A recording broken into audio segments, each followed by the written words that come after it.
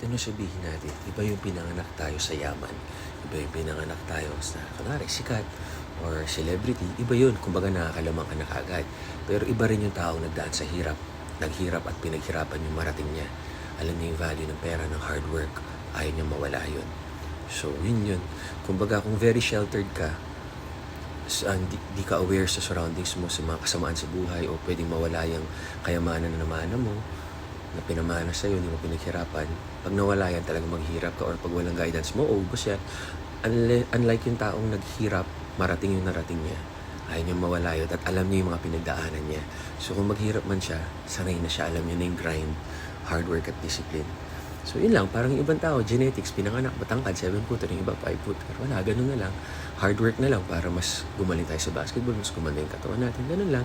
Just sharing. Tama kayo, mali ako nga si doctor. Do work for you. Happy, healthy guys. Stay positive.